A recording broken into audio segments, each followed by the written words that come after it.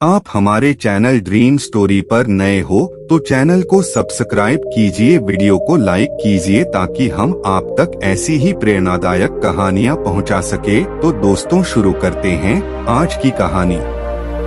कलयुग में केवल भगवान के नाम का स्मरण ही काम आएगा।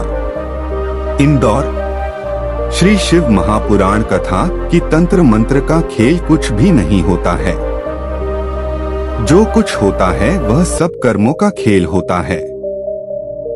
कलयुग में केवल भगवान के नाम का स्मरण ही काम आएगा, वही हमारे कष्टों को काट सकता है। जनसमूह की उपस्थिति में आज चौथे दिवस श्री शिव महापुराण कथा का श्रवण करा रहे थे। विधायक संजय शुक्ला एवं उनके मित्र मंडल के द्वारा आयोजित की गई इस कथा में आज रविवार का दिन होने के कारण पिछले 3 दिनों की तुलना में और भी ज्यादा अपार जनसमूह उमड़ पड़ा। इस जनसमूह ने दलाल बाग के आसपास की सड़क की एक लाइन को पूरा बैठकर पाट दिया। जनसमूह के बीच कथा का श्रवण कराते हुए पंडित ने कहा कि अक्सर लोग शिकायत करते हुए मिलते हैं कि कोई तंत्र मंत्र कर रहा है। कोई कहता है कि मेरे यहाँ कोई नींबू फेंक जाता है। हकीकत में देखो तो ऐसा कुछ नहीं होता है। कोई तंत्र मंत्र से किसी का कुछ बिगाड़ नहीं सकता।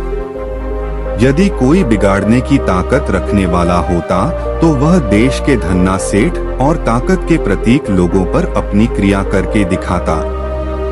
हकीकत यह है कि हम जिसे तंत्र मंत्र का प्रयोग का परिणाम मान रहे हैं वह हमारे कर्मों का फल है। जो हमें भोगना है उसे तो भोगना ही पड़ेगा।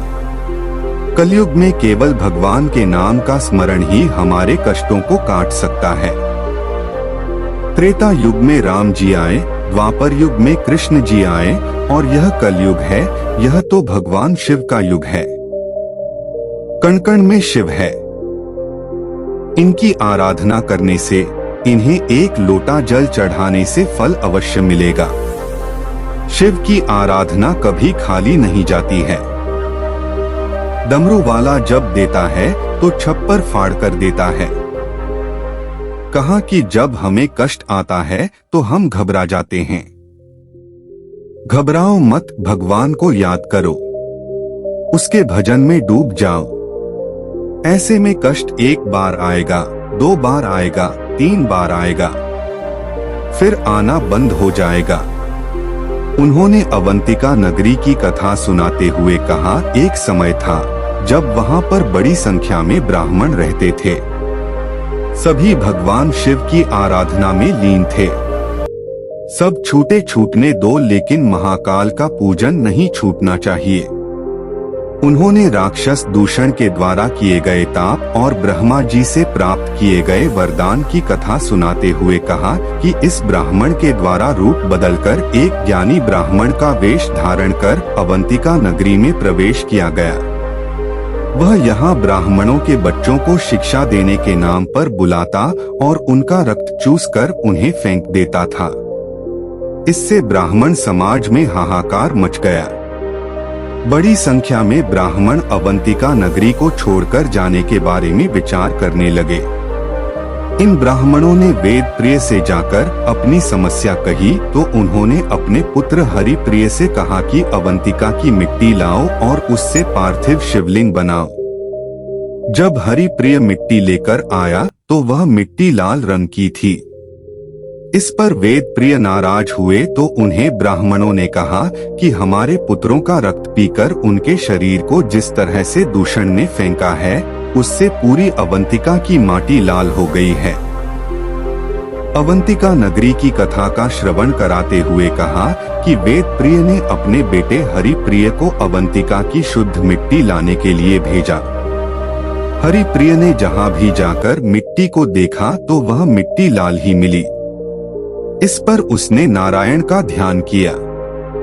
भगवान नारायण उसकी कठोर साधना में प्रकट हुए। भगवान ने 1 बार नहीं 8 बार आकर हरिप्रिय को आवाज दी, लेकिन 8 बार हरिप्रिय ने अपनी साधना नहीं छोड़ी। फिर जब नवी बार भगवान ने आकर उसे आवाज दी, तब हरिप्रिय ने अपनी साधना रोककर आंखें खोली और प्रभु के चरण पकड़ लिए। इसके बाद भगवान से अवंतिका में शुद्ध मिट्टी देने का आग्रह किया। तो भगवान ने कहा कि तुम 7 स्थानों पर जाकर मिट्टी को उठाओ तो वह मिट्टी पूरी तरह शुद्ध होगी।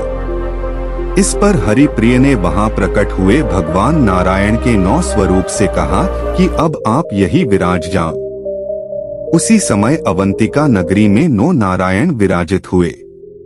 फिर हरिप्रिय ने 7 स्थानों पर जाकर वहां से मिट्टी उठाई, तो जहां से वह मिट्टी उठाते वहां पर सरोवर बन जाता और अवंतिका नगरी में 7 सरोवर बने गए।